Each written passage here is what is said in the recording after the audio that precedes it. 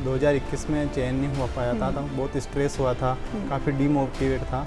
लेकिन जैसा मैंने बताया था कि कुछ फ्रेंड्स थे जिनका हो गया था, तो मुझे लगा कि जब इनका हो सकता है तो अपना भी हो सकता है। अपने आप को सेल्फ मोटिवेट किया, जो कमियां थी वो अपने आप से प्रॉमिस किया कि उनको सुधारना है और इस बार कोई कमी नहीं रखनी है। तो जितना जी जान हो सके उसको झोंक के इस बार तैयारी करनी है और कंसिस्टेंसी रखनी है। सबसे बड़ी चीज़ यही है कि अगर जैसे हमने 1 साल कंटिन्यू पढ़ाई की और अगर बीच में 1 महीने भी हमने पढ़ाई छोड़ी तो एक बड़ा गैप आ जाता है और उससे जो कंटिन्यूटी ब्रेक होती है उसकी वजह से जो मैम है कि जो हमारा जो पुराना कंटेंट है हम वो कभी ना कहीं माइंड में फेडअप हो जाता है, उसको हमें पूरा रिफ्रेश पढ़ना पड़ेगा। तो कंटिन्यूटी रखनी है, कंसिस्टेंसी के साथ हार्ड वर्क करना है। निश्चित रूप से अगर अपन 6-7 साल अपन एक कंसिस्टेंसी के साथ हार्ड वर्क करें सही डायरेक्शन में तो सफलता मिल सकती है। तो 2021 में रिजल्ट आया था RS 2021 का, मतलब 2018 का, तो उसमें मेरा हो नहीं पाया क्योंकि मेरा मेंस ही नहीं था।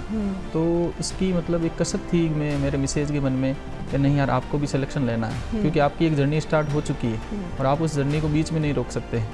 ठीक है, आप अगर राही हैं तो आपको मंजिल तक पहुंचना ही है, कोई काम शुरू मत करो और करना है तो फिर उसको फाइनल डेस्टिनेशन पे लेके जाओ। तो 2018 में जब मेरा नहीं हुआ, 2020 में मेरी शादी भी हो गई, कोविड के कारण इंटरव्यू लेट हुए, 2021 में रिजल्ट आया, 13 जुलाई को रिजल्ट आया था, उसमें मुक्ता मैम टॉपर थे। तो मुझे पता चला कि ये 40 साल की एज में आज टॉपर है और मैं तो इनसे भी आज 6-7 साल छोटा हूँ, तो मैं क्यों नहीं कर सकता। जब ये 40 की एज के होकर पढ़ रहे हैं, परिवार को मैनेज कर रहे हैं, उनका बच्चा भी है, तो मुझे लगा नहीं रुकना तो नहीं है, कंटिन्यू रखना है। तो 2021 का भी मैंने दिया, उस जर्नी को मैंने कंटिन्यू रखा। फ्रेंड सर्किल सबसे इम्पोर्टेंट इस जो तैयारी का फेज है उसमें अच्छे फ्रेंड्स होना एक ब्लेसिंग है और मैं उसका भागीदार रहा हूँ। मैं बताना चाहूँगा कि RAS 2021 में जब मेरा चयन नहीं हुआ था, उसी बैच में मेरा फ्रेंड था मोहन बुगालिया, वो मेरा बैचमेट रहा था, तो उसकी 25वीं रैंक थी। तो कहीं ना कहीं ये उम्मीद थी कि हाँ, अब मैंने उसको बचपन से देखा है, जब कॉलेज में साथ में थे तो हमेशा साथ में रहे थे, तो ये थी कि मोहन भी इसने भी किया है, तो जो कमियां थी उनको सुधारना है, तो अगले अटैम्प्ट में अपना भी होगा। तो उससे मोटिवेशन ही मिला। अच्छे फ्रेंड्स होना ब्लेसिंग्स है। इंटरव्यू की तैयारी के दौरान भी मेरे कुछ फ्रेंड्स थे, तो हम एक दूसरे का ही मॉक इंटरव्यू लिया करते थे। उससे क्या होता था कि जो प्रॉपर जो कमी है इंटरव्यू की, वो फ्रेंड्स अच्छी तरीके से बता सकते हैं कि हमें कोचिंग और सेल्फ स्टडी के बीच एक संतुलन स्थापित करना होगा। केवल कोचिंग के भरोसे भी हम नहीं रह सकते और जो स्टूडेंट्स जिनका बैकग्राउंड अच्छा नहीं रहा, एकेडमिक परफॉर्मेंस अच्छी नहीं रही है, उनको कोचिंग की ज़रूरत भी पड़ती है।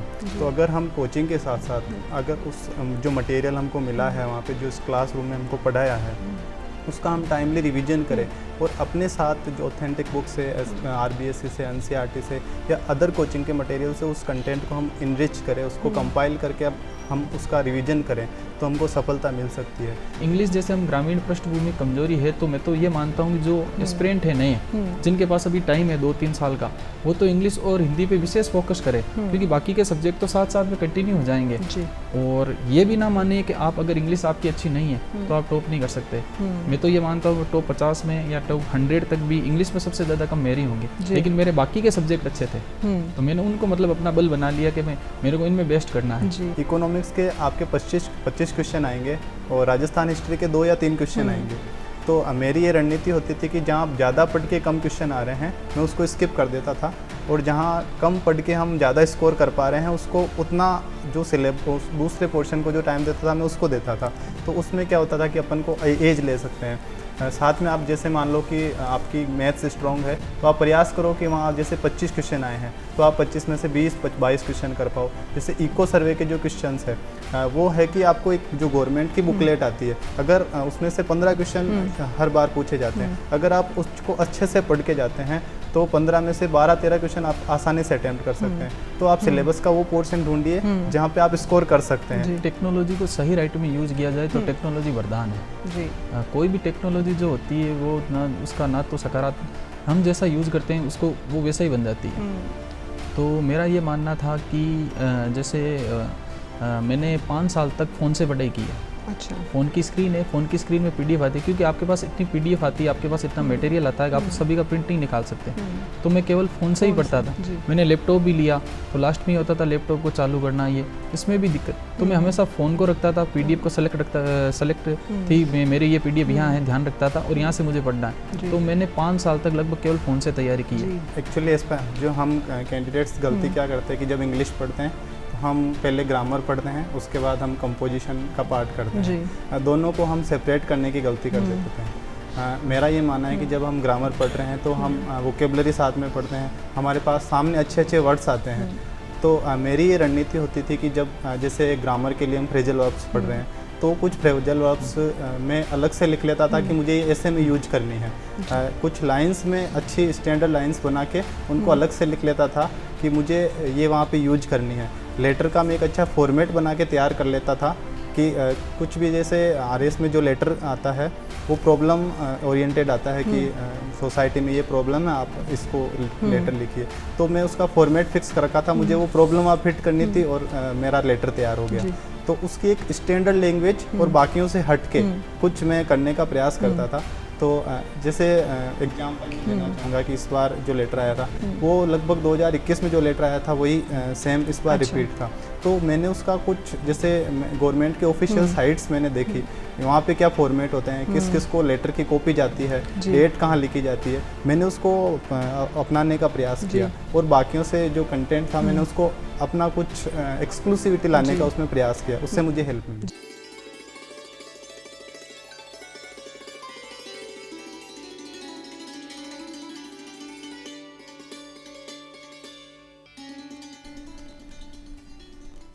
कहते हैं कि सपने वो नहीं जो नींद में आते हैं, सपने वो हैं जो नींद ही उड़ा जाते हैं। ये लाइंस उन युवाओं के लिए है जो सपने तो देखते हैं और उन्हें पूरा करने का हौसला भी रखते हैं। नमस्कार, मैं हूं अर्पिता माथुर और आप देख रहे हैं DD राजस्थान का मोटिवेशनल प्रोग्राम सपनों की उड़ान। एक ऐसा मंच जहां हम बात करते हैं आपके सपनों की और उन्हें साकार करने की दिशा की भी। आज हमने जिस विषय को चुना है और जिस उड़ान को चुना है वो है सेवा, समर्पण और सफलता की ओर।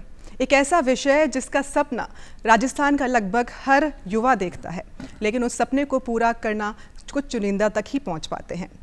हम बात कर रहे हैं राजस्थान प्रशासनिक सेवा यानी RPSC की RAS परीक्षा की। एक ऐसी परीक्षा जो सिर्फ ज्ञान की परीक्षा नहीं है, वो परीक्षा है आपके धैर्य की, आपके अनुशासन की, आपकी सफलता की और साथ ही आपकी नैतिक जिम्मेदारी की भी। और इस RS परीक्षा में जो भी सफल अभ्यर्थी हाल ही में चयनित हुए, सबसे पहले तो आप सभी को DD राजस्थान की तरफ से बहुत बहुत बधाई और शुभकामनाएं।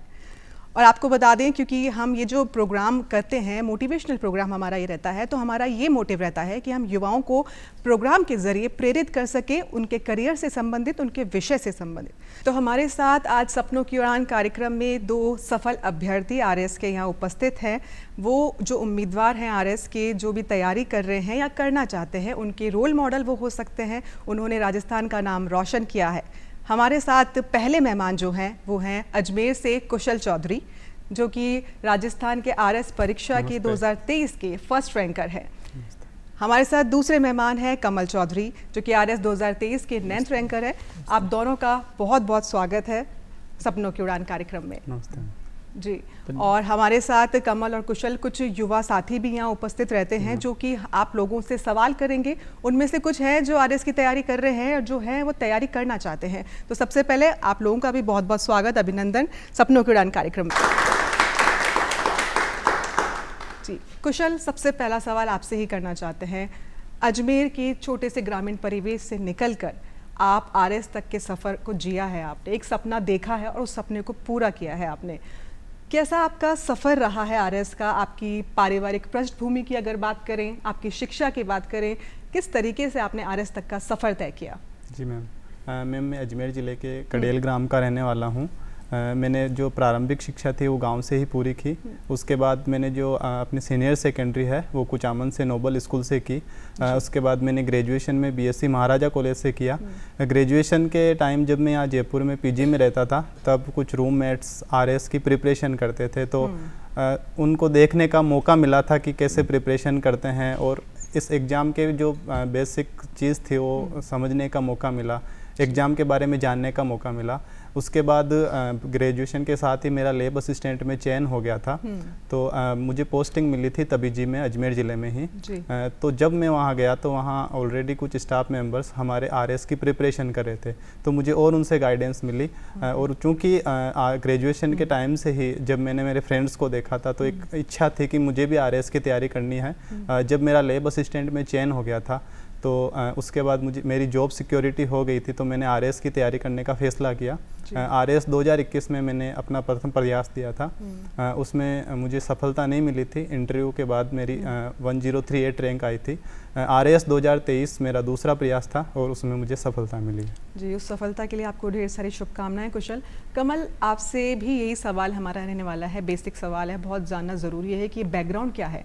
आप नागौर ज़िले से आते हैं, ग्रामीण परिवेश वहाँ का भी है, ऐसे में आरएस तक का सफ़र आपका कैसा रहा और आपकी शिक्षा कहाँ से हुई? जैसा कि मेरा नाम आपने बताया, मैम कमल चौधरी है और मैं नागौर ज़िले के मेड़ता तहसील के बेदावड़ी गांव का निवासी हूं। मेरी प्रारंभिक शिक्षा प्राइवेट स्कूल है हमारे मेड़ता में, वहीं हुई है और 9 to 12 में गवर्नमेंट स्कूल में पढ़ा हूं। और उसके बाद 2009 से 12 तक मेरी बीएससी गवर्नमेंट कॉलेज अजमेर से हुई है। 2013 में ही मेरी बीएड हो गई, क्योंकि पहला सपना ये होता है कि हम जॉब सिक्योर करें जी। और टीचिंग लाइन सबसे बेस्ट मानी जाती है कि भाई आपका प्रथम पड़ाव टीचिंग लाइन होना चाहिए। तो 2013 में सेकंड ग्रेड की भर्ती आई थी, जैसे सीनियर टीचर है।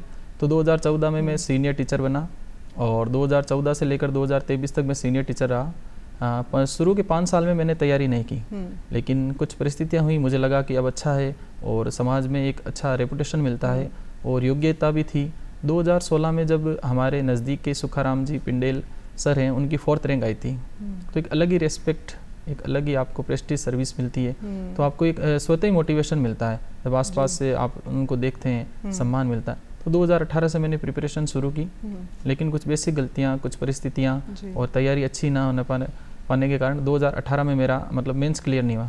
2021 में मैंने निरंतर प्रयास रखे और 2021 में मुझे एलाइड सर्विस मिली, 441 मेरी रैंक थी।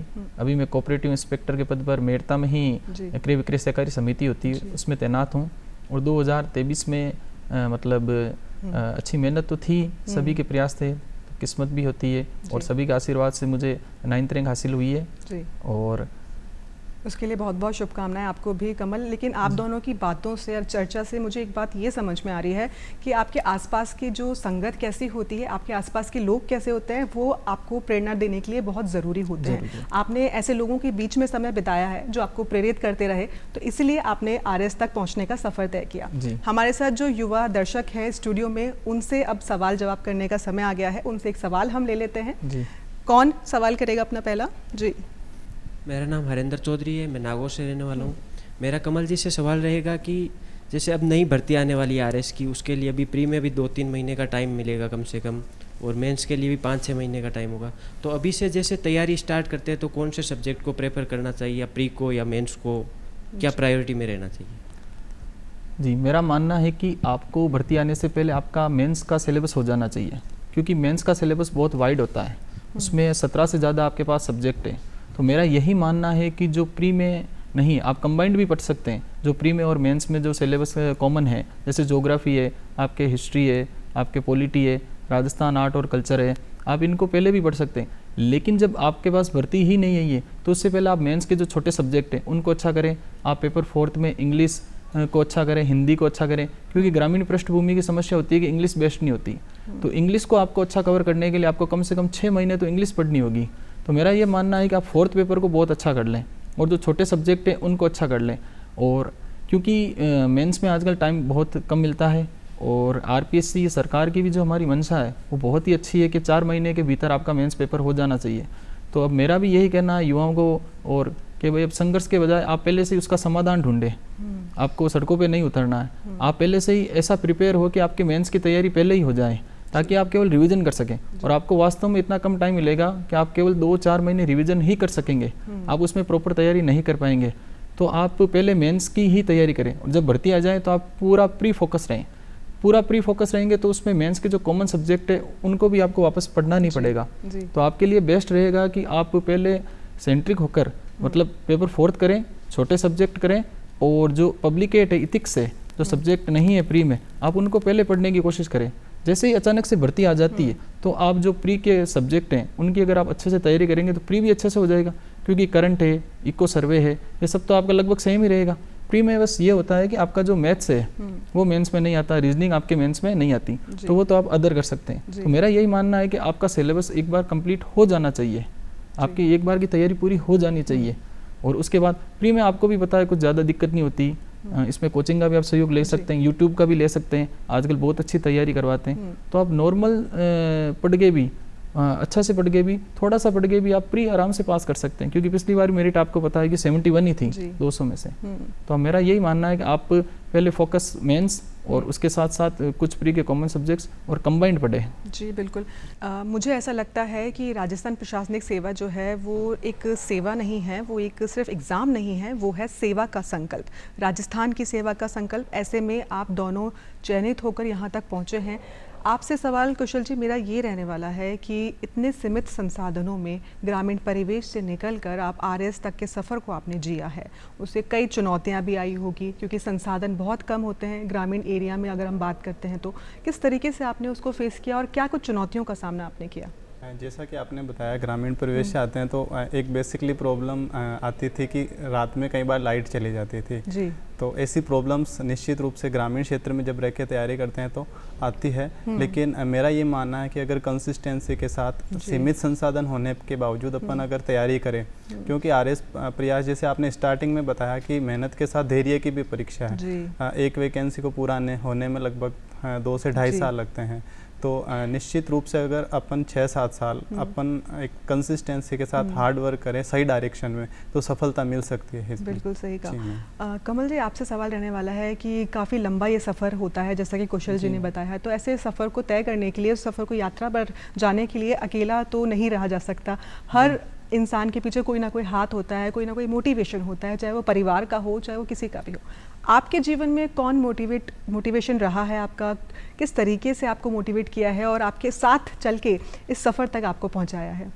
जब मैंने तैयारी शुरू की थी 2018 में, तो उस समय जो हमारे ग्रामीण पृष्ठभूमि के सुखाराम जी है, जैसे पूनम मैडम है, SDM है अभी मेड़ताई, तो इनका काफ़ी इंस्पिरेशन मिला मुझे जी। और उसके साथ परिवार का तो था ही, मेरे भैया है और विशेषकर मेरे जीजा जी का काफ़ी इसमें सहयोग रहा है, उन्होंने हमेशा मोटिवेशन दिया है। लेकिन जब 2020 में शादी हुई तो 2021 में रिजल्ट आया था RS 2021 का मतलब 2018 का, तो उसमें मेरा हो नहीं पाया क्योंकि मेरा मेंस ही नहीं था।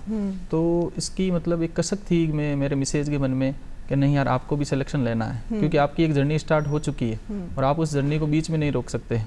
ठीक है, आप अगर राही हैं तो आपको मंजिल तक पहुंचना ही है जी। तो फिर उनका बड़ा सपोर्ट था और समय पर खाना, समय पर सेहत का ध्यान रखना, कब सोना है, मतलब हर छोटी छोटी बात का ध्यान रखना।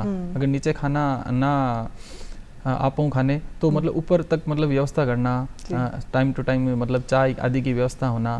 तो मतलब ये जीवन में लगता है कि मेरे लिए बहुत पॉजिटिव रहा है, क्योंकि हम क्या करते हैं जब भी हमारे हाउसवाइफ होते हैं हम यही कहते हैं हाउसवाइफ हैं, उनका मतलब कोई काम नहीं, लेकिन जब आप वास्तव में आप उनका काम करके देखो तो आपको पता चलेगा जी, आप कभी आटा लगा कर देखो, आप कभी सब्जी बना कर देखो, आप घर साफ करके देखो और आप मतलब कपड़े धोकर देखो, मतलब कुल मिलाकर आपके जीवन साथी ने आपके जीवन के इस बदलाव को, इस सकारात्मक बदलाव तक आपका साथ दिया, तो उसका क्रेडिट आप उनको देते हैं। जी, विशेष रूप से जी। उनका बहुत बहुत सहयोग होता है जी।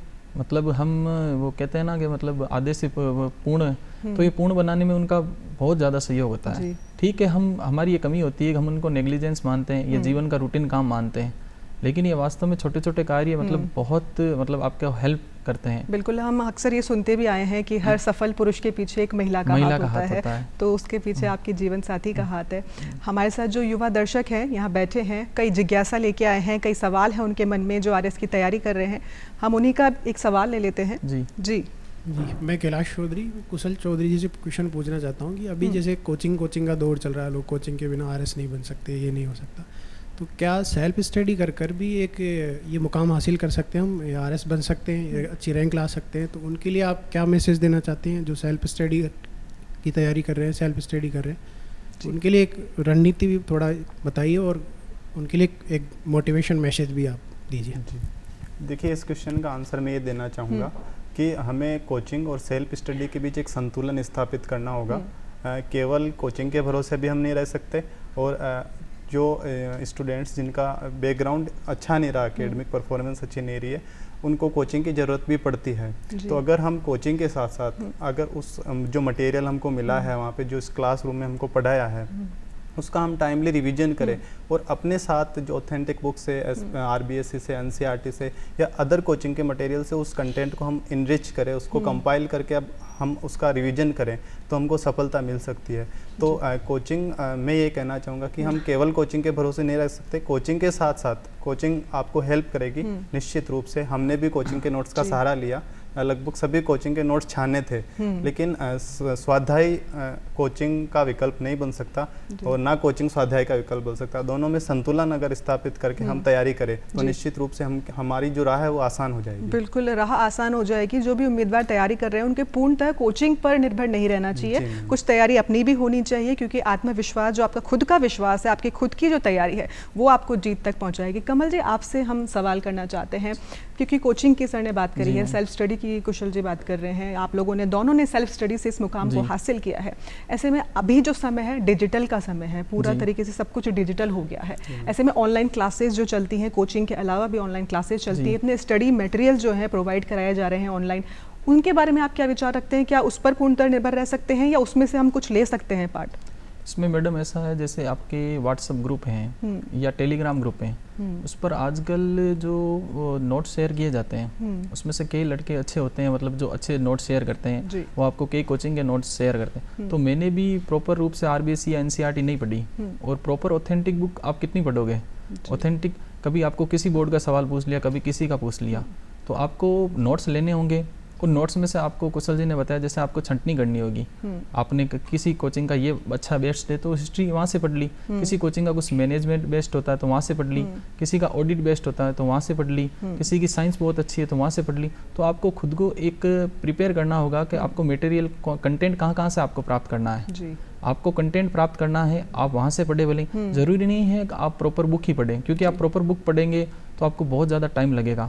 इतना टाइम वास्तव में होता नहीं, और इतना कंटेंट याद भी नहीं रहता है। आपको शॉर्ट पढ़ना पड़ेगा, कंसाइज पढ़ना पड़ेगा और परफेक्ट पढ़ना पड़ेगा। आपको थोड़े बहुत अगर फैक्ट हो वो लिखने पड़ेंगे, क्योंकि आपको अखबार को भी टाइम देना होगा। तो अखबार का मतलब कोई क्वेश्चन के रिलेटेड कोई आता है और अखबार का आप कंटेंट डालते हैं, कोई फैक्ट डालते हैं जो अखबार में आया एक ही दिन में, जैसे कोई जनगणना संबंधी है, किसी के भी संबंधी है, तो आपका उत्तर बेहतर होगा। मेरे हिसाब से कंटेंट आपको सीमित रखना चाहिए। कोचिंग के नोट्स अच्छे हैं, बुरे नहीं हैं, हमने भी कोचिंग के नोट्सों से ही पढ़ा है, हमने कोई विशेष ऑथेंटिक बुकें नहीं पढ़ी है, बस हमने ये किया है कि 4-5 कोचिंग के नोट्स में से जो बेस्ट है, हमें लगा हाँ ये इसमें से ये टॉपिक ठीक है, ये टॉपिक ठीक है, तो वो हमने पढ़ा है। अब समस्या ये होती है कौन कौन सी कोचिंग के पढ़े, तो मेरा यही मानना है जैसे जैसे आप तैयारी शुरू करेंगे तो तैयारी शुरू करते करते आपको पता चल जाएगा, हाँ यार इसमें 2 सिद्धांत एक्स्ट्रा दिए हुए हैं, आप में 2 डेरिवेशन एक्स्ट्रा दिए हुए हैं, आप में से कोई 4-5 चीज़ें इसमें अच्छी बताई हुई, तो वो आप जब तैयारी करेंगे तो आपको स्वतः ही पता चल जाएगा। अब मुझे खुद को भी पता नहीं है, मैंने इतने सारे मैटर पढ़े, कभी कहाँ से पढ़ा, कभी कहाँ से पढ़ा, तो मुझे भी पूछते हैं आपने ये कहाँ से पढ़ा सर, तो मैं भी उनको प्रॉपर नहीं बता पाता हूँ मैंने यहाँ से पढ़ा है। तो लेकिन बात कमल जी शुरुआत की होती है कि शुरुआत कहाँ से करें, मतलब जब प्रॉपर गाइडेंस मिलती है, एक दिशा निर्देश मिलता है, हमको एक प्रॉपर डायरेक्शन मिलती है, जब हम उस दिशा में चलते जाते हैं। कई बार जो युवा साथी हैं, उम्मीदवार हैं, जो तैयारी कर रहे होते हैं, उनको नहीं समझ में आता कि फर्स्ट स्टेज क्या होनी चाहिए। अगर शुरुआत की बात करते हैं कुशल, तो मेरा सवाल आपसे रहने वाला है कि जो बच्चे तैयारी करना चाहते हैं, चाहे वो 12th हो चाहे वो ग्रेजुएशन हो, किस तरीके से सबसे पहला कदम उनका होना चाहिए? जी मैम, सबसे पहले जैसे जो बच्चे ग्रेजुएशन में होते हैं उनको अपना जो बेसिक्स है, मेरा यही मानना है कि जो ग्रेजुएशन है उनके सब्जेक्ट्स अच्छे से कवर करने चाहिए। साथ में हम कुछ टाइम निकाल सकते हैं प्रिपरेशन के लिए। अगर आपका जो एम है वो सिविल सर्विसेज का है तो साथ में हम जैसे 1 घंटा 2 घंटा निकाल सकते हैं, लेकिन ग्रेजुएशन के सब्जेक्ट वो अच्छे से कवर करने चाहिए, उसके साथ समझौता नहीं करना चाहिए। कई बार क्या होता है कि हम कंपटीशन एग्ज़ाम की तैयारी के चक्कर में जो ग्रेजुएशन की जो हमारी जो नॉलेज हम वहाँ पे वीक हो जाते हैं, तो आगे हम कहीं ना कहीं प्रॉब्लम उसकी फेस करनी पड़ती है। तो ग्रेजुएशन और जो दोनों के अंदर कंपटीशन एग्ज़ाम की जो तैयारी के अंदर एक अपन को संतुलन बना के चलना चाहिए। अगर आपका एम है सिविल सर्विसेज की तैयारी करना, तो सबसे पहले मैं यही कहना चाहूँगा कि आपको बेसिक बुक्स पढ़नी पड़ेगी। जैसे अगर आप आगे जाके पॉलिटी पढ़ते हैं तो सबसे पहले मैंने यही किया था कि जो सबसे फेमस बुक चलती है सिविल सर्विसेज के लिए वो आती है पॉलिटी के अंदर, जैसे एम लक्ष्मीकांत। तो वो पढ़ी थी। हालांकि वहाँ से आजकल क्वेश्चन कम आते हैं मेंस के अंदर, लेकिन जो आपकी बेसिक अंडरस्टैंडिंग करने के लिए शुरुआत उसी बुक से करी थी और एनसीईआरटी को भी इसमें शामिल किया जी मैम। तो सब्जेक्ट की बेसिक अंडरस्टैंडिंग्स के लिए जो हर सब्जेक्ट की एक अच्छे कंटेंट की अगर आप स्टार्टिंग में पढ़ते हैं तो उसको आपको बेसिक अंडरस्टैंडिंग बनाने में मदद मिलेगी। उसके बाद आप अकॉर्डिंग टू सिलेबस पढ़ें तो आपको अच्छा आगे हेल्प मिल जाएगी। बिल्कुल। कमल और कुशल, जो हमारे आज के युवा हैं वो खुद इतने स्मार्ट हो चुके हैं, खुद ही मोटिवेटेड हैं और इतने टैलेंटेड हैं कि वो अपनी जो डायरेक्शन है, अगर सपने देखते हैं तो उस दिशा में बढ़ते भी हैं। उनके जीते जागते उदाहरण आप दोनों हैं। हमारे बीच में जो आज युवा दर्शक बैठे हैं उनसे भी हम सवाल अब ले लेते हैं। उनका समय आ गया है सवाल करने का। कौन करेगा सवाल? जी, मेरा नाम महेंद्र खोकर है। मैं कुशल जी से क्वेश्चन पूछना चाहता हूँ कि जो आरएस की तैयारी है उसमें टेस्ट सीरीज का कितना योगदान है? आपने कोई टेस्ट सीरीज ज्वाइन की थी, या जैसे जो ग्रामीण परिवेश से स्टूडेंट आते हैं जो टेस्ट सीरीज ज्वाइन नहीं करना चाहते हैं, उनके लिए टेस्ट सीरीज अगर वो ज्वाइन ना करे तो उसका क्या विकल्प है? जी मैं आपका आंसर ये देना चाहूँगा। टू बी ऑनेस्ट, मैंने कभी कोई फुल टेस्ट नहीं लिखा। प्रिपरेशन के साथ मेरी क्या स्ट्रेटजी होती थी कि जैसे मैंने आज पूरे दिन में जो पढ़ा, मैं जब पढ़ता था तो मुझे जो क्वेश्चन लगता था कि ये क्वेश्चन यहाँ से बन सकता है, मैं उसको नोट कर लेता था। जब मैं सोने का टाइम होता था उससे 1 घंटा पहले मैं क्या करता था कि उस सारे क्वेश्चंस लिख लेता था और फिर मेरे ही कंटेंट से मैं खुद कॉपी चेक करता था। मुझे जो लगता था कि मुझे ये चीज़ छूट रही है मैं उसको हाथों हाथ रिवाइज कर लेता था। तो मैंने सेल्फ इवेल्यूशन ही किया। साथ में ये कहना चाहूँगा कि जो केवल अपन खाली पेज पे जो आंसर लिखते हैं वही आंसर राइटिंग नहीं है। जब अपन पढ़ें तो एक मेंटल आंसर राइटिंग अपन को करना चाहिए कि ये क्वेश्चन आएगा, मैं ये फ्रेमिंग करूँगा, तो उसको आपके वो माइंड में तो जा रही है कि मुझे कैसे आंसर लिखना है, तो उसमें अपना टाइम भी बचेगा और साथ साथ अपन को कम टाइम में हम ज़्यादा तरीके से वो हमारे साथ लंबे टाइम तक चलेगा, क्योंकि जो चीज़ माइंड में रहेगी और हैंड और माइंड का जब कोऑर्डिनेशन होगा तो अच्छा आंसर लिख पाएंगे। तो केवल स्पीड और उसी का टेस्ट सीरीज का उद्देश्य नहीं है। एक मेंटल आंसर राइटिंग अपन को पूरे टाइम चलती रहनी चाहिए। खाना खाते टाइम भी कि मुझे ये ऐसे आया तो मैं यहाँ से स्टार्ट करूँगा, मैं इसकी ये बॉडी रहेगी मेरी, तो जब अपने माइंड में आंसर फ्रेमिंग होगा तो अपन उसको लिख पाएंगे। बिल्कुल। कमल जी, कुशल जी ने एक बात बोली है कि दिमाग में हमारे माइंड में वो चलती रहनी चाहिए लगातार। ऐसे में जब बात आती है टाइम मैनेजमेंट की, हर दिन को आप शुरुआत जब हम करते हैं तो किस तरीके से आप उसको बांटते हैं टाइम मैनेजमेंट को? और हम चाहते हैं कि जो हमारे युवा आपको देख रहे हैं, जो आरएस की तैयारी करना चाहते हैं और कर रहे हैं, वो किस तरीके से अपना टाइम डिवाइड करें कि इस टाइम पे इतना इतना आपको पढ़ना चाहिए, इस टाइम पे अपनी हॉबीज़ पे ध्यान देना चाहिए। आपने कैसे किया और आप उनको क्या संदेश देंगे? जी मैडम, पढ़ने का कोई टाइम फिक्स नहीं। किसी को रात को अच्छा लगता है, किसी को पूरे दिन अच्छा लगता है सुबह। तो मेरा भी ये शेड्यूल होता था, मैं सुबह 6 बजे उठता था तो 7 बजे के लगभग मैं पढ़ने बैठता था, 6:30 या 7 बजे के लगभग।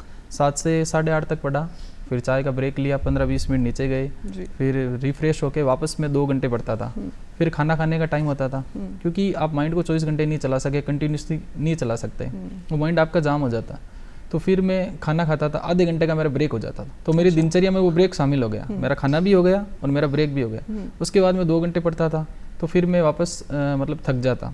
तो थकने के बाद यही होता कि अब मैं भी स्नान कर लूँ, तो आपकी दिनचर्या, तो फिर मेरा वापस आधा 1 घंटा रूटीन उसमें चला जाता। फिर 4 बजे के लगभग 15-20 मिनट वापस घर वालों के साथ नीचे, एक बार और टी ब्रेक। तो ऐसा करके मेरा ये रूटीन होता था कि मैं शाम को सुबह 6 बजे से लेकर शाम को 6 बजे तक अच्छा पढ़ सकूं। 7 बजे के बाद तो मैं बिल्कुल थक जाता था। तो फिर मैं 1.5 घंटे के लगभग रेस्ट लेता और फिर रात को जब पता है कि पढ़ाई नहीं हो रही तो यूट्यूब से क्लास, करंट की कोई क्लास देखता या इको सर्वे की क्लास देखता या फिर हिंदी पढ़ता, क्योंकि हिंदी बोरिंग नहीं करती। वो आपको विलोम शब्द पढ़ना है, मुहावरे पढ़ने हैं, लोकोक्तियाँ पढ़नी है, तो मेरा टाइम मैनेजमेंट ये था। और फिर जब नींद आती तो मैं सो जाता था। मैंने कभी भी इसको हेडेक नहीं लिया। 10 बजे नींद आई, 10 बजे सो गए, 10:30 आई, 11 बजे जब भी आई, 9 बजे भी मैं बहुत बार सोया हूँ। तो इसको ऐसा नहीं भाई मेरे को करना ही करना। ये एक धैर्य की परीक्षा है, आपको निरंतर चलना होगा, धीरे धीरे चलना होगा।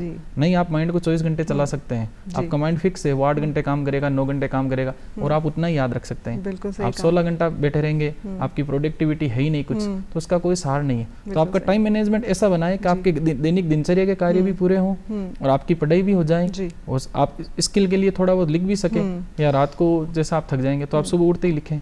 जी।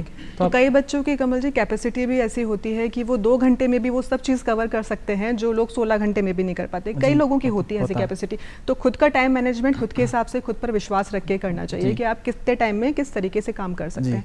कुशल जी, आपसे सवाल मेरा रहने वाला है, क्योंकि लैब असिस्टेंट के पद पर आप रहे हैं, जॉब के साथ साथ पढ़ाई को किस तरीके से आपने मैनेज किया, क्योंकि बहुत बड़ी चुनौती होती है, जैसे कि टाइम मैनेजमेंट पे हम बात कर रहे हैं, तो उस टाइम को आपने किस तरीके से मैनेज किया, कितनी पढ़ाई करी, कैसे पढ़ाई करी जॉब के साथ साथ?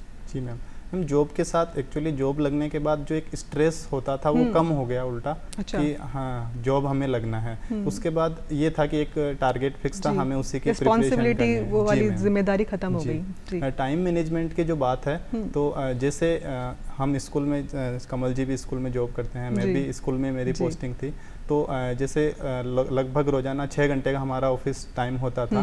तो जैसे जब स्कूल चलती थी मैं प्रयास करता था कि जैसे मैं सुबह 6 बजे लगभग उठता था, मान लो 10 बजे स्कूल जाना है तो 2-3 घंटे मैं सुबह निकाल लूँ। उसके बाद स्कूल टाइम में भी जो सब्जेक्ट्स हमको होते थे, जो जैसे मैं लैब असिस्टेंट हूँ, तो जो मुझे सब्जेक्ट वहाँ पे एक्स्ट्रा पढ़ाने के लिए दिया जाता था, मैं उसमें पूरा इंटरेस्ट लेके उसको मैं प्रयास करता था कि साथ में अपना सिलेबस भी देखूँ मेंस का। अच्छा। कि कहाँ सब्जेक्ट को रिलेट हो रहा है, तो मैं उसको उसके अकॉर्डिंग पढ़ने की कोशिश भी करता था। ऑफिस में भी आपकी तैयारी शुरू ही रहती थी? जी, और बच्चों को भी मैं बताता कि हमारे सिलेबस में ये है, ये क्वेश्चन पिछली बार आया था, तो बच्चों को भी इंटरेस्ट आता था और हमारी भी वो साथ में तैयारी होती थी। उसके बाद जो भी वेकेशंस आती थी उसमें प्रिपरेशन हम कंटिन्यू करते थे। एग्जाम के टाइम मैंने छुट्टी ली थी, छुट्टी लेके मैंने तैयारी की थी। बिल्कुल, क्योंकि कई बार कई बच्चों का जो है यही सवाल सबसे बड़ा रहता है कि जॉब के साथ साथ पढ़ाई को कैसे मैनेज किया जाए, तो उसके आप अच्छे उदाहरण भी हैं। तो हमारे साथ जो युवा दर्शक यहाँ बैठे हैं आज स्टूडियो में, उनका हम सवाल ले लेते हैं। अब कुशल जी, कमल जी, कौन करेगा अगला सवाल? हेलो सर, मेरा नाम सूरज है और मेरा सवाल आप दोनों लोगों से। सर, ऑनलाइन प्लेटफॉर्म के चयन में हमें किन बातों का ध्यान रखना चाहिए, क्योंकि कोचिंग की भूमिका, अगर जो सुदूर क्षेत्रों में बैठ करके तैयारी करने वाले लोग हैं उनके पास मार्गदर्शक के रूप में कोई नहीं होते हैं और उनकी कहीं ना कहीं शैक्षणिक पृष्ठभूमि भी कमज़ोर होती है, तो उन लोगों के लिए तो कोचिंग की एक भूमिका हो जाती है। तो उनके लिए अगर ऑनलाइन प्लेटफॉर्म एक बेहतर विकल्प है तो उनके चयन में किन बातों का ध्यान रखना चाहिए?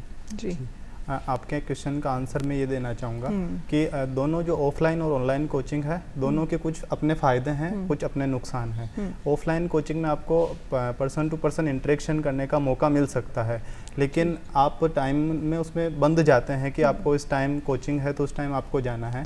ऑनलाइन में आपके पास क्या बेनिफिट होगा कि आप घर पे रह के अपने अकॉर्डिंग टाइम निकाल सकते हैं कि आपको सुबह टाइम मिल रहा है तो आप सुबह क्लास ले सकते हैं, आपको शाम को टाइम मिल रहा है तो आप शाम को क्लास ले सकते हैं। साथ में आपको यह भी रहेगा कि आप जैसे मान लो आपका सब्जेक्ट कोई स्ट्रॉन्ग है, उसमें आपको कोचिंग की नीड नहीं है। जैसे मान लो कि किसी की इंग्लिश बचपन से अच्छी रही है, उसको इंग्लिश की क्लासेज नहीं लेनी, तो उनको स्किप भी कर सकता है ऑनलाइन में, तो ये बेनिफिट रहेगा। साथ में आप अपनी स्पीड अपने ऊपर अगर सेट कर सकते हैं, जैसे कई ऑनलाइन कोचिंग में अपने पास विकल्प रहता है कि अपन वीडियो को 1.5x में चला सकते हैं या स्लो चला सकते हैं, या किसी लेक्चर स्पेसिफिक को हम स्किप कर सकते हैं। तो मेरे अकॉर्डिंग अगर हम अच्छा कंटेंट सेलेक्ट कर लें, अच्छी कोचिंग सेलेक्ट कर लें, तो घर पे रह के तैयारी करना ज़्यादा बेटर हो सकता है, बजाय हम बड़ी सिटी के अंदर जाएं, क्योंकि यहाँ हमको कुछ अनेक दूसरी खाने की प्रॉब्लम भी फेस करनी पड़ेगी, रहने की प्रॉब्लम भी फेस करनी पड़ेगी। तो अगर जैसा आपका क्वेश्चन था कि हम चयन में किन किन चीज़ों का ध्यान रखें, तो चयन में सबसे जो आपको गाइड कर सकते हैं वो है वो जो पहले वहाँ लोग पढ़ चुके हैं, या आप यूट्यूब पे टॉपर्स के या अदर लोग जो सेलेक्ट हुए हैं उनका इंटरव्यू देख सकते हैं, या आप सेल्फ इवैल्यूएशन का कोई विकल्प नहीं है, आप पुराने पेपर्स देखिए, मटेरियल देखिए, कहाँ से सबसे अच्छा आपको मिलता है कंटेंट, वहाँ से आप तैयारी कीजिए। बिल्कुल कमल जी, कुशल जी ने जैसा कि बताया है कि ऑनलाइन कोचिंग से हम कर सकते हैं तैयारी, लेकिन अभी जो समय चल रहा है वैसा समय है जब युवा जो है लगातार फ़ोन में है, लैपटॉप पे काम करता है, फ़ोन में रहता है लगातार। ऐसे में एक समय ऐसा आता है जब वो भटक जाता है दिशा से। उस केस में आप क्या लगता है किस तरीके से युवाओं को भटकना नहीं चाहिए? एक संदेश हम चाहते हैं कि आप युवाओं को दें कि ऑनलाइन पढ़ाई के साथ फ़ोन भी यूज़ कर सकते हैं, डिजिटल भी हो सकते हैं, टेक्नोलॉजी को भी यूज़ कर सकते हैं, लेकिन रास्ते को भटकने ना दें। मैडम, टेक्नोलॉजी को सही राइट में यूज़ किया जाए तो टेक्नोलॉजी वरदान है जी। कोई भी टेक्नोलॉजी जो होती है वो उसका ना तो सकारात्मक, हम जैसा यूज़ करते हैं उसको वो वैसा ही बन जाती है। तो मेरा ये मानना था कि जैसे मैंने 5 साल तक फ़ोन से पढ़ाई की है। अच्छा। फ़ोन की स्क्रीन है, फ़ोन की स्क्रीन में PDF आती है, क्योंकि आपके पास इतनी PDF आती है, आपके पास इतना मटेरियल आता है कि आप सभी का प्रिंटिंग निकाल सकते हैं। तो मैं केवल फ़ोन से ही पढ़ता था। मैंने लैपटॉप भी लिया तो लास्ट में ये होता था लैपटॉप को चालू करना, ये इसमें भी दिक्कत। तो मैं हमेशा फ़ोन को रखता था, पीडीएफ को सेलेक्ट थी, मैं मेरे ये पीडीएफ यहाँ है ध्यान रखता था और यहाँ से मुझे पढ़ना है। तो मैंने 5 साल तक लगभग केवल फ़ोन से तैयारी की है।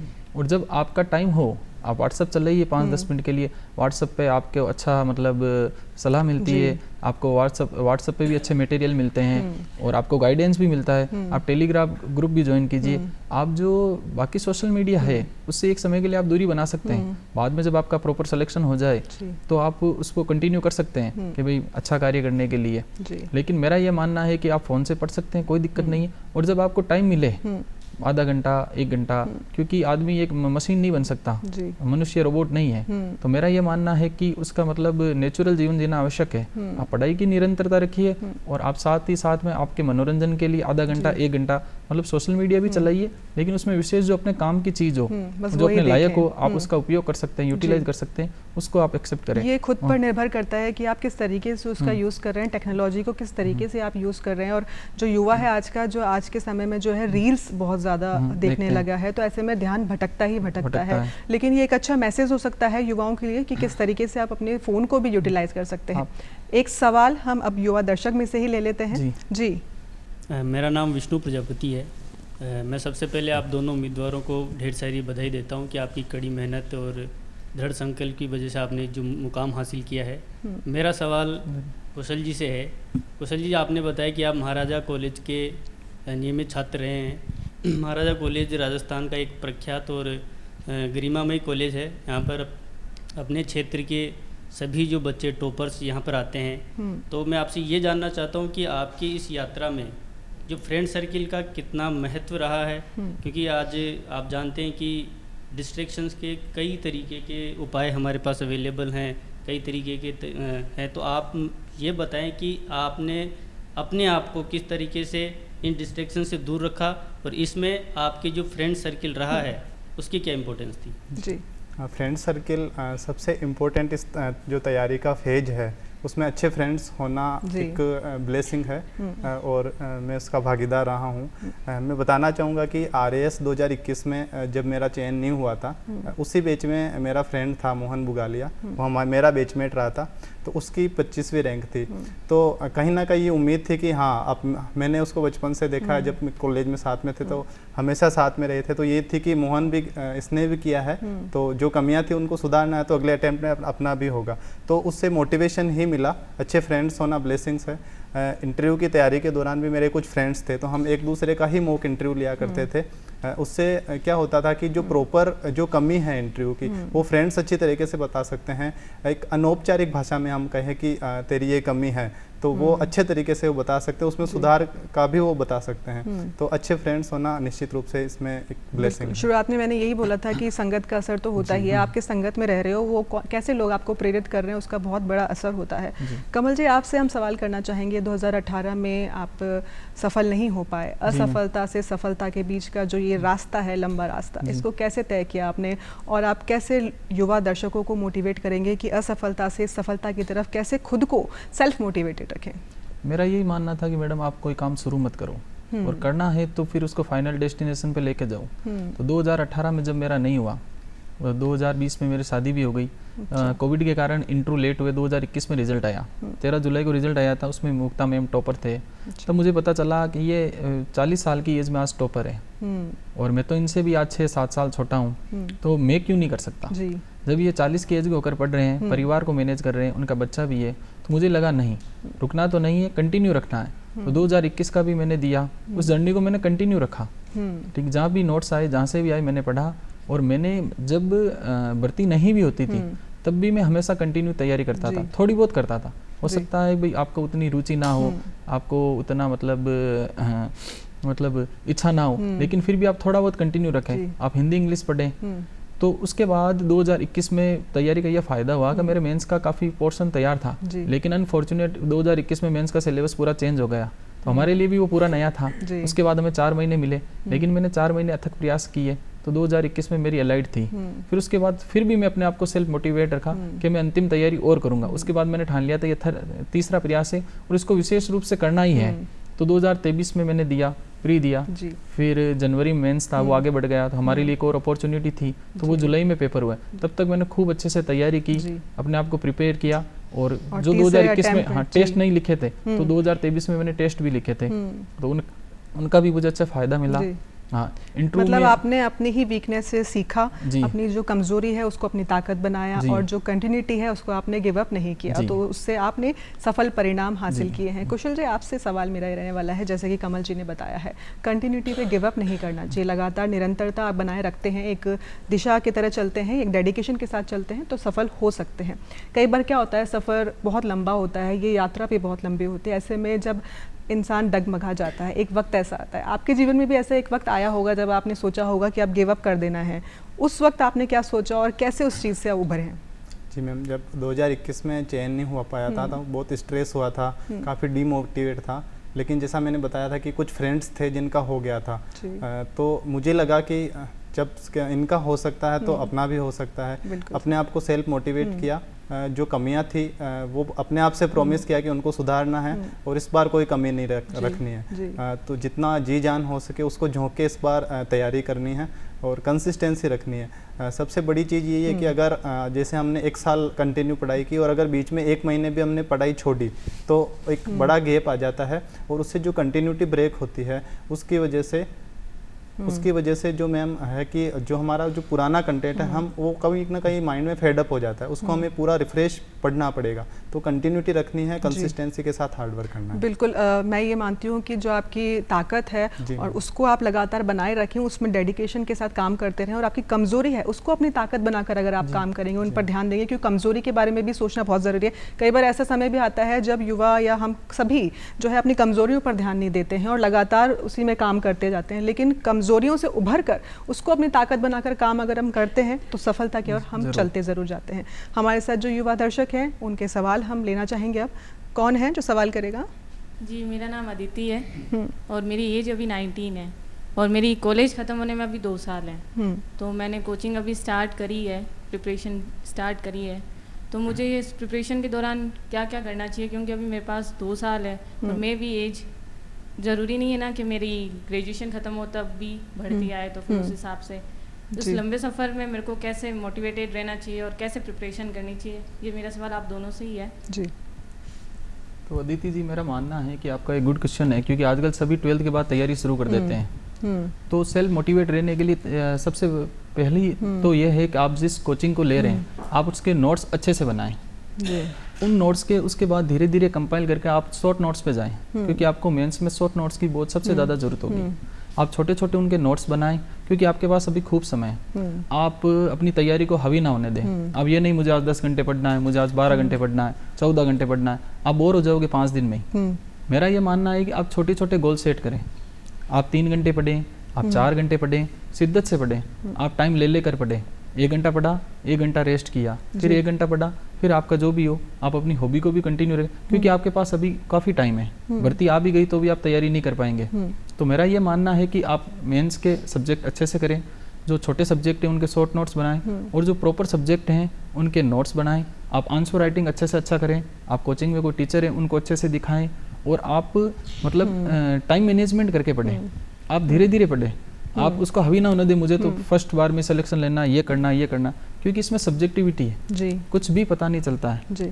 आप अप्रत्याशित आपको रिजल्ट मिलते हैं। तो आप संयमित रहें, आप पेशेंस रखें, इनमें टाइम मैनेजमेंट रखें, पूरी नींद लें अच्छे से। जब भी आपको घर जाने का मौका मिलता है 2-4 दिन घर जाके आए, ये टेंशन में ना ले मैं तो घर जा रही हूँ और तैयारी मेरी डिस्टर्ब हो जाएगी। तो मेरा ये मानना है कि आप घर भी जाके आएँ, क्योंकि आपके पास एक लंबा टाइम है, परिवार को भी समय, आप कंसिस्टेंसी जरूर रखें। बिल्कुल, यही सवाल जो है कुशल जी आपसे भी किया है कि आपका जवाब क्या होगा?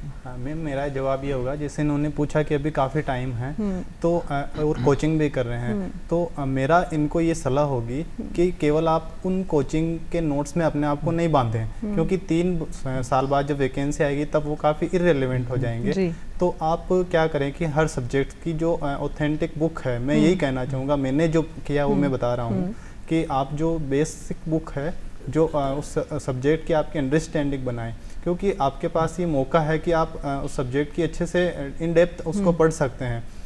उससे आपको बेनिफिट ये होगा कि कई बार पेपर में क्वेश्चन क्या होता है कि सिलेबस से थोड़ा हट के आ जाता है, कोचिंग नोट्स के बाहर आ जाता है। अगर आपने इन डेप्थ में वो पढ़ा है तो आपको वहाँ पे कुछ एक्स्ट्रा मार्जिन मिल जाएगा बाकी कैंडिडेट से। तो आप अपना अभी जितना बेस स्ट्रॉन्ग कर पाए वो करें, और कोचिंग के नोट्स के अलावा जितना आप पढ़ पाएं वो दूसरी चीज़ें पढ़े, अपना जो नॉलेज है उसको ब्रॉड करें, तो कहीं ना कहीं उससे आपको एक्स्ट्रा बेनिफिट होगा 3 साल बाद। बिल्कुल। कमल जी, आपसे मेरा ये सवाल रहने वाला है कि जिस तरीके से हम देख रहे हैं राजस्थान में ग्रामीण परिवेश से काफ़ी छात्र छात्राएं निकल कर आते हैं जो आरएस की तैयारी करते हैं, ऐसे में सबसे बड़ा जो चुनौती रहती है, जो मैं बोलना चाहूँगी कि सब्जेक्ट की रहती है, आपकी लैंग्वेज की रहती है। ऐसे में जब इंग्लिश और हिंदी के लैंग्वेज के पेपर्स होते हैं तो इंग्लिश पर सबसे बड़ी चुनौती आ जाती है ऐसे बच्चों के लिए। तो ऐसे में उस चुनौती को आपने कैसे फेस किया, और आप क्या संदेश देना चाहेंगे कि जो बच्चे हिंदी मीडियम से आ रहे हैं वो कैसे इंग्लिश मीडियम के पेपर को अच्छे से तैयारी कर सकें? हिंदी मीडियम के लिए मैडम सबसे बड़ी प्रॉब्लम होती है इंग्लिश, और ये रियल भी है। 2021 में मेरे मतलब इंग्लिश में 23 नंबर थे जी, तो उसमें भी मैं धन्य मानता हूँ, मेरे बहुत ज़्यादा थे, मुझे लग रहा था अच्छे नंबर हैं और उसमें से जो 20 नंबर का ग्रामर पोर्शन होता है उसमें मेरे 15-16 नंबर थे, बाकी में नहीं है। इंग्लिश के लिए आपको ये है कि इंग्लिश एक लैंग्वेज है, वो आपको धीरे धीरे सतत प्रयास से आएगी। आप चाह रहे हैं मैं इंग्लिश में ये रट लूँ, मैं इलेबोरेशन रट लूँ, मैं पैसेज रट लूँ, मैं ये कर लूँ और मैं पैराग्राफ रट लूँ, तो वो होना नहीं है, क्योंकि आप जो पढ़ेंगे वो नहीं आएगा। ठीक है, तो आपको इंग्लिश पे धीरे धीरे वर्क करना होगा। आपको ग्रामर एरर है उसमें त्रुटियों पे काम करना होगा, आपको टेंसेज अच्छे से सीखने होंगे। तो इंग्लिश को आपको कम से कम इंग्लिश और हिंदी को आपको 1 साल देना होगा। और मेरा तो ये मानना है कि इंग्लिश में आप किसी टीचर से प्रॉपर गाइडेंस लें, क्योंकि आपकी कमजोरियाँ क्या है तो वो बताएं, तो मेरे हिसाब से वो बेस्ट रहेगा, ताकि वो कमजोरियाँ बता सके। मैं भी इंग्लिश पढ़ता था, जब इंग्लिश में लिखता था तो मेरे भी कुछ एरर होते, तो मेरे एक दोस्त था उसके भी इंग्लिश इतनी ज़्यादा नहीं थी, मेरे से अच्छी थी, वो चेक करता था, तो एरर प्रॉपर नहीं निकल पाते थे। तो मेरा ये मानना है कि इंग्लिश और हिंदी को तो आप अच्छे से अच्छा टाइम दें, क्योंकि 4th पेपर को सबसे अच्छा स्कोरिंग माना जाता है। और इंग्लिश जैसे हम ग्रामीण पृष्ठभूमि कमजोरी है, तो मैं तो ये मानता हूँ कि जो एस्पिरेंट है नए, जिनके पास अभी टाइम है 2-3 साल का, वो तो इंग्लिश और हिंदी पे विशेष फोकस करें, क्योंकि बाकी के सब्जेक्ट तो साथ साथ में कंटिन्यू हो जाएंगे। और ये भी ना माने कि आप अगर इंग्लिश आपकी अच्छी नहीं है तो आप टॉप नहीं कर सकते। मैं तो ये मानता हूँ टॉप 50 में या टॉप 100 तक भी इंग्लिश में सबसे ज्यादा कम मेरे होंगे, लेकिन मेरे बाकी के सब्जेक्ट अच्छे थे, तो मैंने उनको मतलब अपना बल बना लिया कि मेरे को इनमें बेस्ट करना है। तो इंग्लिश, मेरा ये मानना है कि इंग्लिश आपको सतत प्रयास करते रहना चाहिए, इंग्लिश आप और हिंदी आप कंटिन्यू पढ़े। बिल्कुल सही। एक सवाल और ले लेते हैं हम युवा दर्शक में से। जी, मेरा नाम प्रियंका कुमावत है, मैं भी आरएस की प्रिपरेशन कर रही हूँ। जो अभी लास्ट ईयर वैकेंसी थी उसमें मैंने प्री दिया था, तो मेरा प्री क्वालिफाई नहीं हुआ।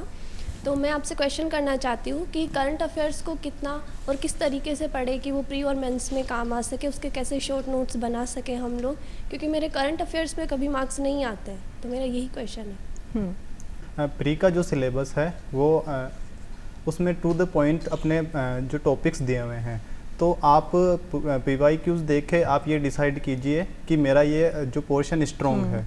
फॉर एग्जांपल राजस्थान हिस्ट्री, उसका जो सिलेबस है वो इकोनॉमिक्स का जो पूरा सिलेबस है उसके लगभग बराबर है। इकोनॉमिक्स के आपके 25 क्वेश्चन आएंगे और राजस्थान हिस्ट्री के 2 या 3 क्वेश्चन आएंगे। तो मेरी ये रणनीति होती थी कि जहाँ ज़्यादा पढ़ के कम क्वेश्चन आ रहे हैं मैं उसको स्किप कर देता था, और जहाँ कम पढ़ के हम ज़्यादा स्कोर कर पा रहे हैं उसको उतना जो सिलेबस दूसरे पोर्शन को जो टाइम देता था मैं उसको देता था। तो उसमें क्या होता था कि अपन को एज ले सकते हैं। साथ में आप जैसे मान लो कि आपकी मैथ्स स्ट्रॉन्ग है तो आप प्रयास करो कि वहाँ जैसे 25 क्वेश्चन आए हैं तो आप 25 में से 20-22 क्वेश्चन कर पाओ। जैसे इको सर्वे के जो क्वेश्चंस है वो है कि आपको एक जो गवर्नमेंट की बुकलेट आती है, अगर उसमें से 15 क्वेश्चन हर बार पूछे जाते हैं, अगर आप उसको अच्छे से पढ़ के जाते हैं तो 15 में से 12-13 क्वेश्चन आप आसानी से अटेम्प्ट कर सकते हैं। तो आप सिलेबस का वो पोर्शन ढूंढिए जहाँ पे आप स्कोर कर सकते हैं, और जहाँ पे आपका मेहनत के बाद भी आपको लगता है कि आउटपुट नहीं आ पाएगा उसको आप कम टाइम दीजिए। जी कुशल जी, मेरा जो सवाल था कमल जी से कि इंग्लिश हिंदी के जो पेपर हैं उसकी तैयारी कैसे करें। आप भी ग्रामीण परिवेश से आते हैं, अजमेर के एक छोटे से कस्बे से, गांव से आप आते हैं, तो ऐसे में हिंदी मीडियम आपका रहा, इंग्लिश पेपर की तैयारी कैसे करी आपने, कैसी चुनौतियों का सामना करना पड़ा आपको भी, और आप भी क्या संदेश देंगे कि जो बच्चे हिंदी मीडियम से आ रहे हैं और इंग्लिश पेपर की तैयारी कर रहे हैं तो वो कैसे करें? जी मैम, हाँ एक्चुअली इस पर जो हम कैंडिडेट्स गलती क्या करते हैं कि जब इंग्लिश पढ़ते हैं तो हम पहले ग्रामर पढ़ते हैं, उसके बाद हम कंपोजिशन का पार्ट करते हैं, दोनों को हम सेपरेट करने की गलती कर देते थे। मेरा ये मानना है कि जब हम ग्रामर पढ़ रहे हैं तो हम वोकेबलरी साथ में पढ़ते हैं, हमारे पास सामने अच्छे अच्छे वर्ड्स आते हैं, तो मेरी ये रणनीति होती थी कि जब जैसे ग्रामर के लिए हम फ्रेजल वर्ब्स पढ़ रहे हैं तो कुछ फ्रेजल वर्ब्स मैं अलग से लिख लेता था कि मुझे ये ऐसे में यूज करनी है। कुछ लाइंस में अच्छी स्टैंडर्ड लाइंस बना के उनको अलग से लिख लेता था कि मुझे ये वहाँ पे यूज करनी है। लेटर का मैं एक अच्छा फॉर्मेट बना के तैयार कर लेता था कि कुछ भी जैसे आरएस में जो लेटर आता है वो प्रॉब्लम ओरिएंटेड आता है कि सोसाइटी में ये प्रॉब्लम है, आप इसको लेटर लिखिए। तो मैं उसका फॉर्मेट फिक्स कर रखा था, मुझे वो प्रॉब्लम आप फिट करनी थी और मेरा लेटर तैयार हो गया। तो उसकी एक स्टैंडर्ड लैंग्वेज और बाकियों से हट के कुछ मैं करने का प्रयास करता था। तो जैसे एग्जांपल मैं देना चाहूँगा कि इस बार जो लेटर आया था वो लगभग 2021 में जो लेटर आया था वही सेम इस बार रिपीट था। तो मैंने उसका कुछ जैसे गवर्नमेंट के ऑफिशियल साइट्स मैंने देखी, वहाँ पे क्या फॉर्मेट होते हैं, किस किस को लेटर की कॉपी जाती है, डेट कहाँ लिखी जाती है, मैंने उसको अपनाने का प्रयास किया और बाकियों से जो कंटेंट था मैंने उसको अपना कुछ एक्सक्लूसिविटी लाने का उसमें प्रयास किया, उससे मुझे हेल्प मिली। जी, मतलब किताबी ज्ञानी काफ़ी नहीं, प्रैक्टिकल ट्रेनिंग भी आपने लेते रहे, साथ में जो रोज़मर्रा के जीवन में जो भी आपके आसपास चीज़ें हैं उनसे भी आप सीखते रहे, यही आपकी सफलता की कहानी है। एक युवा दर्शक और है हमारे साथ जो सवाल करेंगे अपना। जी, मेरा नाम पूजा है। मेरा सवाल कुशल जी से है कि पूरा दिन मेरा क्लासेस लेने में और नोट्स बनाने में निकल जाता है, तो मैं रिवाइज कैसे करूँ, कैसे मैनेज करूँ? हाँ, जैसे आप अभी क्या हो रहा है कि जो कोचिंग के नोट्स है जो क्लास में पढ़ा रहे हैं वो सब अवेलेबल है पीडीएफ के फॉर्मेट में। तो आप नोट्स बनाने के बजाय आप ये कर सकते हैं कि उनका प्रिंट आउट निकलवा लीजिए। अब जब आप क्लास ले रखे हैं तो प्रिंट आउट नोट्स अपने पास रखिए। जो क्लास के टाइम सर जो भी क्लास लेते वो अगर कुछ एक्स्ट्रा चीज़ बताते तो आपको साइड में नोट डाउन कर लीजिए, बाकी आप प्रिंट आउट लेके अपना टाइम इसके लिए बचा सकते हैं। बिल्कुल सही। कमल जी, मेरा सवाल आपसे रहने वाला है क्योंकि ये जो पढ़ते पढ़ते लंबा सफ़र जो आप तय करते हैं तो इस बीच में डिप्रेशन वाली सिचुएशन भी आती है। ऐसे में ज़रूरत होती है खुशनुमा माहौल की आपके आसपास के एनवायरनमेंट में। ऐसे में साथ निभाते हैं आपके शौक़, आपकी हॉबीज़। पर्सनल चलते हैं, आपकी हॉबीज़ पर अगर हम नज़र डालें तो क्या कुछ हॉबीज़ आपकी है और किस तरीके से अपने आप को मोटिवेट रखने के लिए, डिप्रेशन से उभरने के लिए पढ़ाई के बीच में आप उससे पूरा करते थे? जी मैम, जैसे लंबी जर्नी होती है तो इसमें होता ये है कि आपको कुछ ना कुछ एक रोचक होना चाहिए आपके। तो वैसे तो मैं क्रिकेट खेलता था 5-7 साल तक पहले तक, लेकिन क्रिकेट भी मैंने तैयारी के बाद छोड़ दिया था। तो विशेष ऐसी कोई हॉबी नहीं थी क्योंकि मैं जॉब में था, तो टीचिंग में था, तो पढ़ाते पढ़ाते जैसे मेरा आना जाना होता था और बच्चों को पढ़ाते पढ़ाते भी मुझे अच्छा लगता था। तो वही मेरा एक हॉबी का मतलब जैसे क्रिएशन था कि भाई इसी में मेरी हॉबी है, क्योंकि मेरा स्कूल में भी टाइम स्पेंड होता था, घर पे भी होता था, आना जाना भी होता था। और बीच में रास्ते में कई बार जब मेरता सिटी में मैं रुकता था गांव से, तो कोई मिल जाते तो मुझे लोगों से बातें करना अच्छा लगता था, उनके साथ बैठना अच्छा लगता था 5-10 मिनट, यही मेरी विशेष हॉबी थी। और मेरी ऐसे कोई विशेष हॉबी नहीं थी कि भाई प्रत्यक्ष से मैं कोई, क्योंकि इतने संसाधन भी नहीं होता मैं बैडमिंटन खेल रहा हूँ या कुछ कर रहा हूँ। हाँ, मुझे क्रिकेट देखना अच्छा लगता था और वर्तमान में अभी बैडमिंटन देखना भी अच्छा लगता है। तो यही था। और विशेष जब आपको एक पढ़ाई का मोटिवेशन मिलता है, आगे बढ़ने का मोटिवेशन मिलता है, तो आपकी सबसे अच्छी हॉबी आपकी पढ़ाई हो जाती है। सबसे अच्छा मुझे वही लगता था। तो कुशल जी, मेरा ये सेम सवाल आपसे भी रहने वाला है क्योंकि आप अभी जो आरएस की तैयारी कर रहे हैं युवा, उनके लिए आप आदर्श हैं, टॉपर हैं, तो ऐसे में उनके मन में भी ये सवाल होंगे कि कुशल जी किस तरीके से अपने आप को मोटिवेट रखते थे और कौन कौन सी उनकी हॉबीज़ है? मैम, एक्चुअली हॉबी तो वही क्रिकेट खेलना, जो ज़्यादातर बॉयज़ की होती है। मुझे भी क्रिकेट बचपन से ही पसंद था। बचपन में सोचते भी थे कि क्रिकेटर बनेंगे, नहीं बन पाए। लेकिन जैसे एग्जाम के टाइम क्या होता था कि छोटे बच्चे गली में क्रिकेट खेल रहे हैं तो बस 5 मिनट 10 मिनट उनके पास जाके और उनको 1-2 बॉल डाल ली, 1-2 बॉल अपने चौके छक्के मार लिए, तो उससे क्या होता था कि जाके मतलब एक 10 मिनट का रिफ्रेशमेंट टाइम मिल गया हमको और बच्चों के साथ बात हो गई। साथ में जब पढ़ लिया मैं 1 घंटा पढ़ने के बाद कुछ मैंने सॉन्ग्स यूट्यूब पे उनको लाइक में सेव कर रखा था, तो मैं वो सुन लेता था, तो उससे एक मोटिवेशन मिलता था। पीछे का जो पढ़ा वो उस टाइम में बैठ के साथ में सोचता रहता था, तो दोनों चीज़ें होती थी। तो ये मैं करता। तो मतलब आप दोनों ने क्रिकेट खेलना शुरू किया, आपके साथ आपके हॉबीज़ को जिंदा रखा पढ़ाई के साथ साथ भी। ठीक है, हमारे जो युवा दर्शक हैं एक सवाल उनका ले लेते हैं अब हम। नमस्कार, मेरा नाम आशा चौधरी है। मेरा सवाल कमल जी से है कि जैसे कि आरपीएससी का निरंतर बदलते पैटर्न के दौरान सभी बोलते हैं कि मेंस में आंसर राइटिंग का रोल सबसे बड़ा है, तो उस दौरान हम मेंस की आंसर राइटिंग कब स्टार्ट करें और उसमें सेल्फ आंसर राइटिंग बेटर रहेगा या फिर मॉक टेस्ट देना हमारे लिए ज़्यादा बेटर रहेगा? मैं आशा जी आपको बताना चाहूँगा कि 2021 में मैंने विशेष आंसर राइटिंग नहीं की थी। आंसर राइटिंग के कई तरीके हैं। आपके पास जो कोचिंग्स होती है वो कोचिंग्स आपको शाम को 5 या 10 सवाल भेजती है, उसके साथ स्पेस भी होता है। आप प्रिंट निकाल के उनका भी निरंतर अभ्यास कर सकते हैं। आप रोज जो रिवाइज कर रहे हैं, याद कर रहे हैं, तो आप ये सोच सकते हैं कि एग्जामिनर की अप्रोच क्या होगी, एग्जामिनर इससे क्या सवाल बना सकता है। आप खुद भी थिंक करके मतलब वो सवाल बना सकते हैं, उसका आंसर राइटिंग कर सकते हैं। मेरे हिसाब से जो कोचिंग के आते हैं ये अच्छे हैं, आप उनमें आंसर राइटिंग कर सकते हैं। आप रोज़ आधा घंटा लिखें, आप एक सवाल लिखें 10 नंबर का, 2 नंबर का लिखें, 5 नंबर का लिखें। आधे घंटे से ज़्यादा नहीं करेंगे तो भी कोई ज़रूरत नहीं है। तो मेरा ये मानना है कि आप अपनी स्किल डेवलपमेंट के लिए खुद लिखते रहें। 15 मिनट लिखे वो भी बहुत है। आपकी एज भी अभी कम है, मुझे लग रहा है 2-3 साल में आप प्रिपेयर होंगे पूरी तैयारी के लिए, तो आप रोज़ के आधा घंटा लिखेंगे वो भी है। ऐसा नहीं है कि आपको रोज़ के 4-5 घंटा लिखना पागलों की तरह, बस आपको पेज ही पेज भरना है, ऐसा कोई ज़रूरी नहीं है। मॉक टेस्ट भी आपके लिए आवश्यक नहीं है। 2021 में मैंने नहीं लिखे, 2023 में मैंने इसलिए लिखे मॉक टेस्ट क्योंकि मुझे लिखने में रुचि नहीं थी। जैसा कि सबको होता है, आंसर लिखने में सबको जोर आता है। तो मैंने ये किया कि मैंने टेस्ट ले लिए 3 मतलब कोचिंग्स के ले लिए, और एक थर्ड हिंदी इंग्लिश का मैंने अलग ले लिया। तो मेरे जो 3 घंटे होते थे टेस्ट लिखने के, मैं 3 घंटे में पूरा नहीं कर पाता था, मैं 8-8 घंटे लेता था, सोच के लिखता था। तो इसका ये फायदा हुआ कि भले ही मैंने कॉपी लेट अपलोड की हो, नंबर भी ठीक आ गए, लेकिन मैं उनको मतलब जज नहीं करता था कि भाई ये मेरी ये रैंक है, ये बहुत अच्छी है, क्योंकि मुझे पता था मैंने 8 घंटे में लिखे हैं। मुझे ये भी पता है कि डिप्रेशन होने के कारण मैं वहाँ 3 घंटे में लिख लूंगा, लेकिन मेरी जो रुचि जागृत करनी है लिखने के लिए, तो उसमें मैं आंसर के मैं प्रॉपर आंसर लिख सकूँ, इसके लिए मैंने टेस्ट सीरीज दी। जरूरी नहीं है आप मॉक टेस्ट दो, आप निरंतर घर पर रहकर भी तैयारी कर सकते हैं, घर पे भी लिख सकते हैं। पर मेरा ये मानना है आप रोज का आधा घंटा भी लिखें तो वो आपके लिए बेनिफिशियल होगा। हाँ, मैंने जरूर 2-3 टेस्ट सीरीज दी थी, और लेकिन आरपीएससी का बदलता पैटर्न आपको पता है, बहुत ही 2023 से एनालिटिकल पेपर आ रहे हैं, बहुत अच्छे पेपर आ रहे हैं। तो इसमें आपका टेस्ट सीरीज का रोल मेरे हिसाब से बेस्ट रहेगा। आप ले सकते तो लीजिए, वरना अगर नहीं ले सकते तो कोई ज़रूरी नहीं आपको कोचिंग जाना है या टेस्ट देना, आप घर से भी ले सकते हैं ऑनलाइन, वो भी ज़रूरी नहीं है। आप सिर्फ बस आधा घंटा दीजिए, आधा घंटा लिखिए, एग्जामिनर की अप्रोच से कुछ सवाल बनाइए, खुद ही उनके आंसर कीजिए, आपको ये बहुत बेस्ट लगेगा। बिल्कुल सही कहा। और मैंने जैसे शुरू में कहा था कि राजस्थान प्रशासनिक सेवा जो है वो सिर्फ एक एग्ज़ाम नहीं है, वो सेवा का संकल्प है, राजस्थान की सेवा का संकल्प है। सिर्फ ज्ञान की परीक्षा नहीं है, धैर्य की परीक्षा है, आपकी जिम्मेदारी होती है समाज के प्रति, किस तरीके से आप समाज में बदलाव लाते हैं।